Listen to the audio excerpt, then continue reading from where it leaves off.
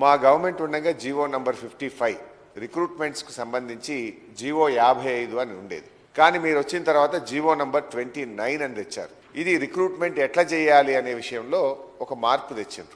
దీనివల్ల ఎవరికి నష్టమవుతుందంటే SC, ST, బీసీలకు అన్యాయం జరుగుతాం.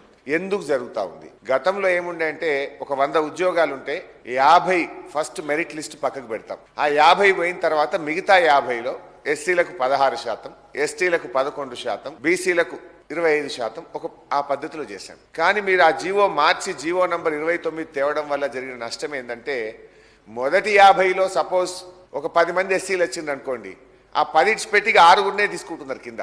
పాపం ఆయనకు మెరిట్లో వచ్చింది, ఆయన ఓపెన్ కాంపిటీషన్లో వదిలాల్సినటువంటి ఎస్సీని మీరు అక్కడ ఆ 10 మందిని లెక్కకు తీసుకోవడం వల్ల 6 ఎస్సీలను మాత్రమే తీసుకొని ఇక మీ 16 కోట అయిపోయింది అంటుండ్రు. అంటే దీనివల్ల ఎవరికి నష్టం? మరో 10 మంది దళిత విద్యార్థులకు ఉద్యోగులు రాకుండా పోతా ఉంది. బీసీలకు నష్టమవుతుంది, గిరిజనులకు నష్టమవుతుంది.